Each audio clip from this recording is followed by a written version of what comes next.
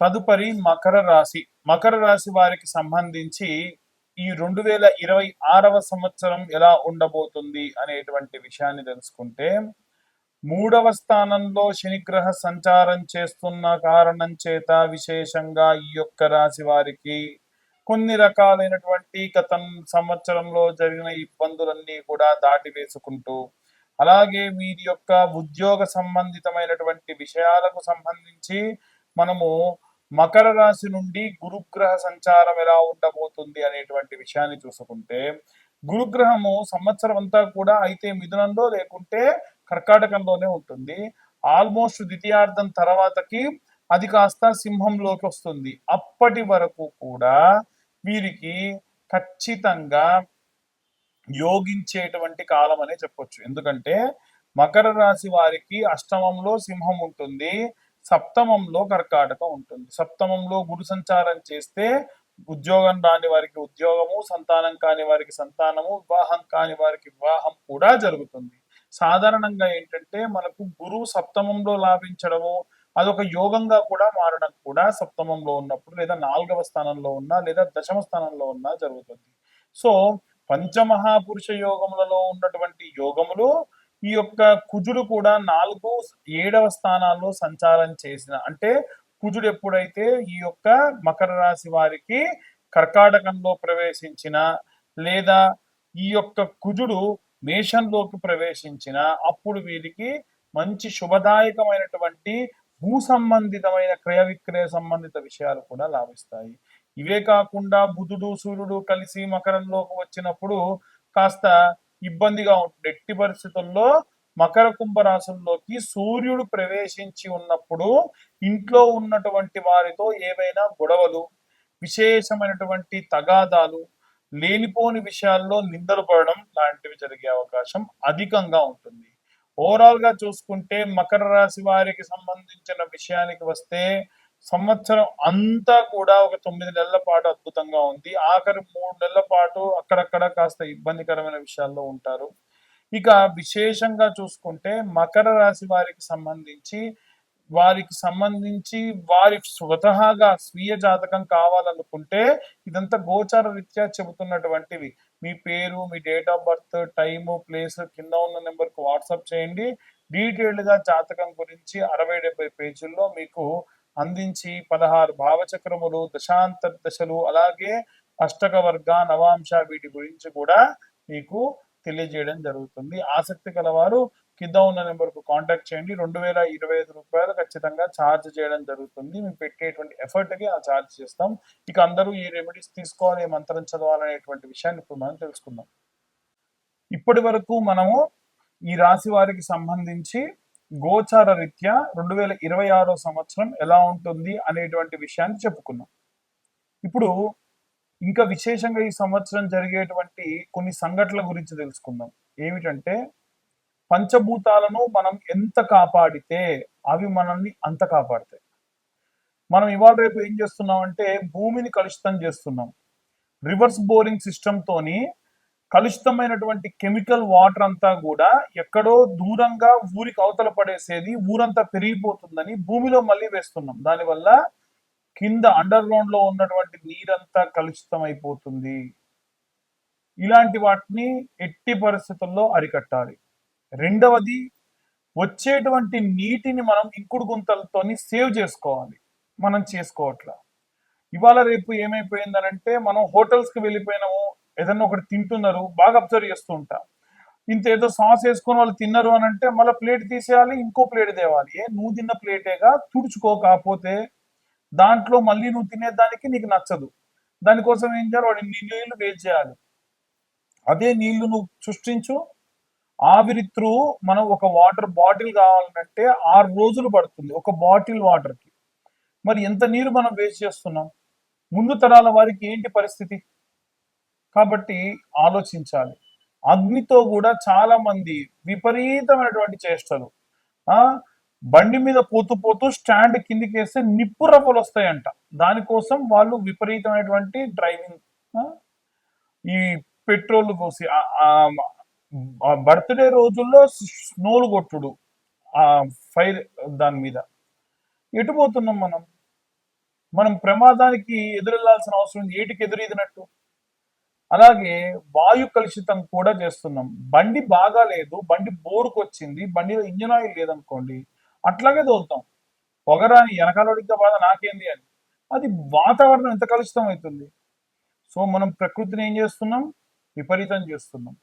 నీటిని కలుషితం చేస్తున్నాం, వాయువుని, ఆకాశాన్ని కలుషితం చేస్తున్నాం వాయు ద్వారా. దీనివల్ల ఏమవుతుందనంటే సింపుల్, భగవంతుడు ప్రతి ఒక్కటి అబ్జర్వ్ చేస్తూ ఉంటాడు. మనం చేసేటువంటి కలుషితమైనటువంటి కార్యక్రమాల వల్లే సంవత్సరం మొత్తం చూడండి ఎన్ని ప్రమాదాలు జరిగినాయో. గాల్లో వెళ్ళేటువంటి ఏరోప్లేన్స్ ప్రమాదం జరిగింది పోయిన సంవత్సరం. జల సంబంధితమైన ప్రమాదాలు జరిగినాయి, విపరీతమైన వర్షాలు వచ్చి. మనం ప్రకృతిని కాపాడితే ప్రకృతి మనల్ని ఎందుకు కాపాడదండి? రోడ్డు ప్రమాదాలు జరిగినాయి, అగ్ని ప్రమాదాలు జరిగినాయి. ఆ నీటిలో ప్రయాణం చేస్తూ ఉండగా ఒక బ్యాచ్ కొట్టుకుపోయింది. సో దయచేసి ప్రకృతిని కాపాడదాం. మనం చేసేటువంటి పెద్ద రెమెడీ ఏంటంటే, మనం నిత్యం మన చుట్టూ అబ్జర్వ్ చేస్తూ మనం ప్రకృతిలో ఏం వేస్ట్ అవుతున్నాయి, ఏం వేస్ట్ అవ్వట్లేదు, వాటిని మనం కాపాడే దిశగా వెళ్తే భగవంతుడు మనల్ని కాపాడుతాడు. మనం చేసే ప్రతి పని భగవంతుడు రికార్డ్ చేస్తూ ఉంటాడు. మనకి ఏదన్నా ఇవ్వాలి అంటే మన రికార్డ్ ఓపెన్ చేస్తాడు. ఆహా, వీలైనంత వరకు వీడు ధర్మాన్ని పాటించాడ్రా అని. మనకు చేసేటువంటి కార్యక్రమాల్లో 10 ఇవ్వాల్సి ఉంటే 100 ఇస్తాడు, అది మంచి అయినా చెడైనా. కాబట్టి జాగ్రత్తగా ప్లాన్ చేసుకోండి. ఇక ముఖ్యంగా ఈ సంవత్సరం మనం ఏ దేవుళ్ళని పూజించాలి అనంటే, మేధా దక్షిణామూర్తిని విద్యార్థులందరూ కూడా సేవించండి, పూజించండి. విశేషమైనటువంటి విద్యాబుద్ధులు వస్తాయి. అలాగే దక్షిణామూర్తికి నిత్యము స్తోత్రం ఉదయం సాయంత్రం విన్నంత మాత్రం చేత ఉద్యోగం లాని వారికి ఉద్యోగాలు వస్తాయి. ప్రభుత్వ ఉద్యోగాలే రావాలని పట్టు కూర్చోకండి. చాలా మంది జాతకాలకు వచ్చినప్పుడు కూర్చుంటే నాకు చాలా బాధేస్తుంది.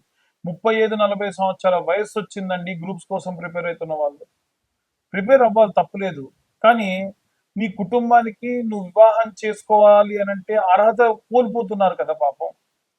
ఇదే కాదు, ఇంకా చాలా మంది ఉన్నారు. నాకు ఫలానా అమ్మాయే కావాలి, ఫలానా ఎత్తు, ఫలానా ఒడ్డు, ఫలానా పొడుగు కావాలని చెప్పి, లేదా ఎవరినో ప్రేమించి వివాహం చేసుకోకుండా అలాగే ఉండిపోయి, ఆ కుటుంబ సభ్యులు నా దగ్గరకు వచ్చి, ఒక తల్లి ఏం చెప్పింది, నా ఇంట దీపం పెట్టాలయ్యా నీకు చచ్చిన తర్వాతకి, నా ఇంట్లో దీపం పెట్టే దిక్కు లేదు, నా కొడుకు పెళ్లి చేయి స్వామి, నీకు ఎంత డబ్బుగా అనిపిస్తా అంటే మనస్సు వికలితం అయిపోయింది నాకు. అంటే ఎంత దారుణమైన పరిస్థితికి పిల్లలు తల్లిదండ్రులను తీసుకెళ్తున్నారంటే, వాడు ఏమీ చేయగల, ఏ చెడ్డ అలవాట్లు ఉండే పరిస్థితి లేదు. వివాహం చేసుకోవాలి కదా సమయానికి, అవి చేసుకోవట్లా. అలాంటి వాళ్ళ కోసం ప్రతి నెల ఆఖరి మంగళవారం నాడు వర కన్యా పాశుపత హోమాలు చేస్తున్నా. కేవలం నేను హోమాలు మాత్రమే చేసి వాళ్ళని పంపించట్లా. మళ్ళీ తిరుగు వారం వచ్చేసరికి ఆంజనేయ స్వామికి సంబంధించినటువంటి సుందరాకాండ పారాయణము 7 రోజుల పాటు నేను ఒకటే పూట భోజనం చేస్తూ వాళ్ళ కోసం దీక్ష పూని ఆ యొక్క సుందరాకాండ పారాయణం కూడా చేస్తున్నా. నాకేం అవసరం అనంటే అందరూ బాగుండాలి, అందులో నేనుండాలి అనేటువంటిది నా ఉద్దేశం. కాబట్టి అందరూ కూడా ఎవరైనా సరే దయచేసి వివాహం చేసుకోకుండా తల్లిదండ్రులని ఇబ్బంది పెట్టకండి, బాధ పెట్టకండి. ఉన్న వారిలో వచ్చిన సంబంధాల్లో మంచి సంబంధాన్ని వెతుకుతూ ముందుకు వెళ్తే చాలా మంచిది.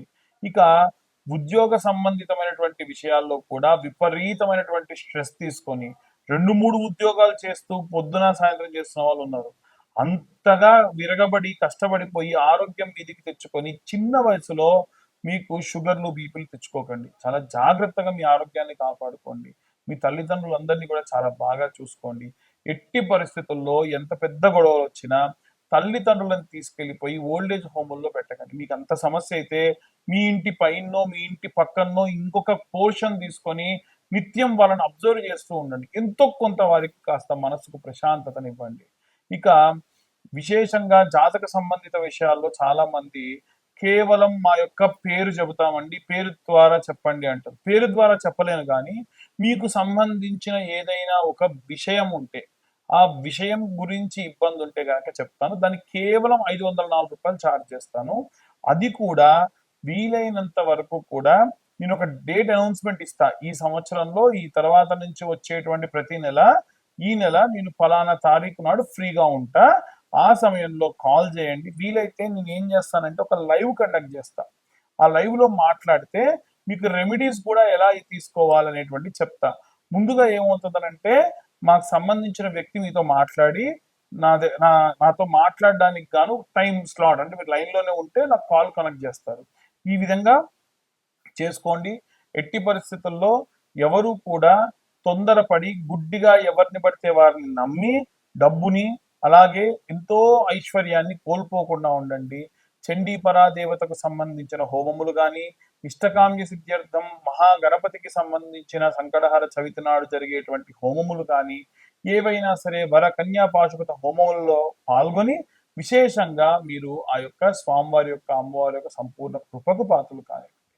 సర్వే జనా సుఖినో భవంతు. స్వస్తి.